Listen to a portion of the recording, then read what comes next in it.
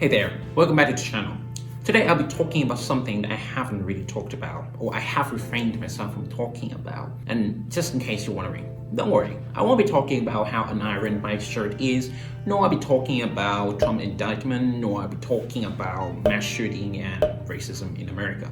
Because at the end of the day, who wants to talk about things that happen every day in their life, right? Today I'll take you to the world of music and art in the south of Vietnam. The reason why I haven't really talked about that is because first of all, I am a tone deaf, and second of all, I am such a banana, and I just listen to any other types of pops, K-pop, J-pop, US UK pop, rather than V-pop, which is Vietnamese pop. I mean, well, it's not really traditional, but who cares? However, for the sake of scholarship and to be considered a good Vietnamese citizen and a patriot, I love to take you to this, and I love to explore the traditional music in south of Vietnam in this video with you.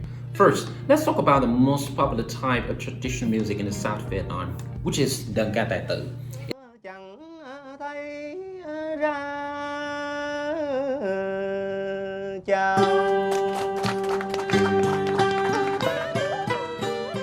It's actually directly translated as the music and singing of the talented people. Well, now you know why I can't practice that. Anyway, in 2013, UNESCO recognized Đơn Ca Tài Tử as one of the intangible cultural heritage of humanity in Vietnam, and we Vietnamese are so proud of it that we can't help bragging about it all day, literally. Đơn Ca Tài Tử was actually originated from the empirical performance under the Empire of Vietnam in the late 19th century.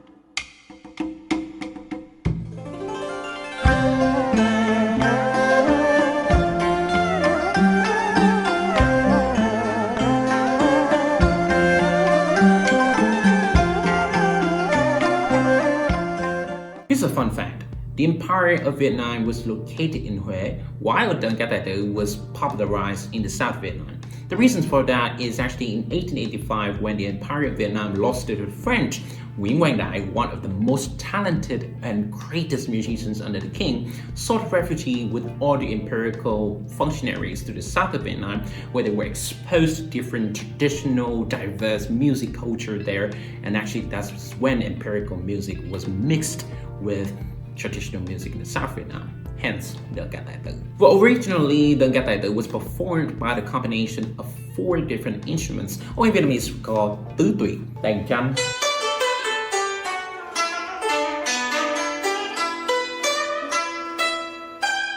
đàn nguyệt,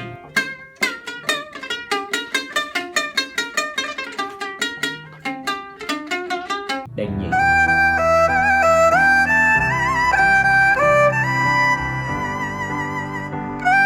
and đàn bầu.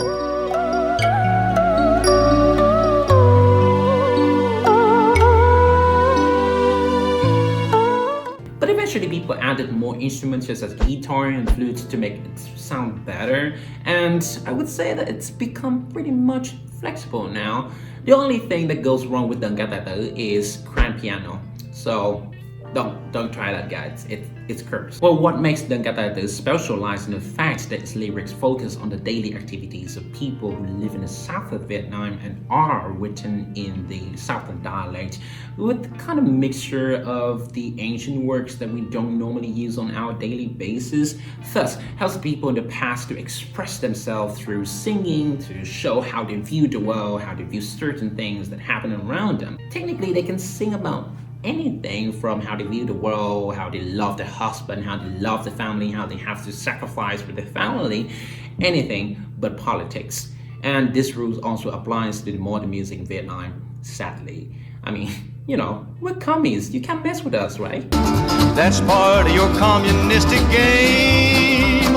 I detect a little communism. Additionally, a lot of love songs are sung by women, which tells greatly about how women in the past were oppressed and had to live up to certain value, conventional standards of people right there. Personally, I think the lyrics in Đơn Ca Tài Tử are very poetic, very beautifully written, very witty, but similar to a lot of Western country music, the ideas behind it sometimes become so obsolete and inappropriate. Certainly. One of the most popular Đơn Ca Tài Tử songs is actually Dạ Cổ Hoài Lang, which is written by another great musician named Gavalo. Từ là từ phú tư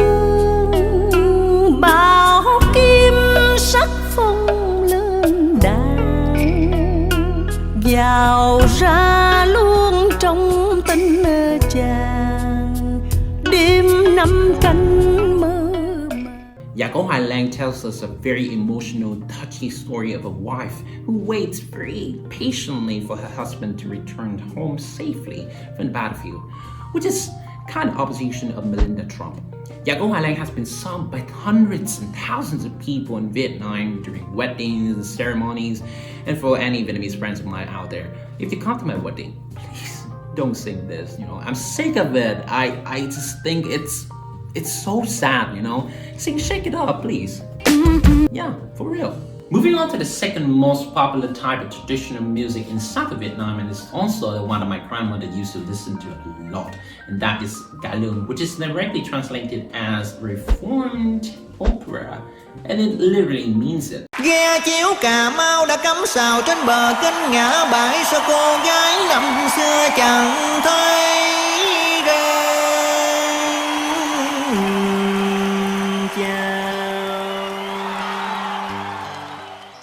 Remember when I said back in the 20th century, the South Vietnam was just a very dynamic area. We were exposed to different culture, from Chinese culture to French culture. Let's put it this way. Think about cải lương as a musical theater, but its music is actually Đơn Ca Tài Tử. The actor and actresses have to wear a lot of different fancy clothes. They have to prepare for hours to put on their makeup. And here I am wearing an iron shirt presenting in a video. And people who came to the cải lương wore suits. Can you believe it? It just shows you how much people care about cải lương back in that time. Most of the plays actually focus on historical context of Vietnam. I mean, it literally takes out the history of Vietnam presented in a different way. Okay, here's a fun fact and also a sad fact. Cải lương was booming in the 20th century and people loved it. And back in that time, there were just multiple shows talking about the period of French colonization as well as the Vietnam War. However, after 1975, when the Communist Party took over the country, those shows, for the most part, were eliminated from the history and were banned from performing in the future. The reason for that is, that no one really wants to talk about different perspectives. The cải lương shows that the Communist Party is advocating these days focus on the sacrifice of the women, or how much the party had to work or had to fight really, really badly during the war, and then so on and so forth. So they kind of mix politics with music at the same time. And it's really sad, because just imagine going to someone and ask what's their favorite song, and they're like, well, it's national anthem. Well, unless you're from North Korea, then it would make sense. Anyway, Đơn Ca Tài Tử and cải lương are not popular in today's world as they were in the past. However, in the past few years, a lot of people, a lot of artists are trying to make a kind of renaissance for cải lương and Đơn Ca Tài Tử, which I think it's pretty good, because that's the reason why I'm making this video. I think it shows the tradition as well as the culture that we used to have in the past. Well, you might agree or disagree with that right now, but it's just a part of the history throughout Vietnam. And by listening to them or by watching the show, you're kind of taking some steps back to the history and see what really happened there. And thank you very much for watching this video. I'll see you when I see you. Bye-bye.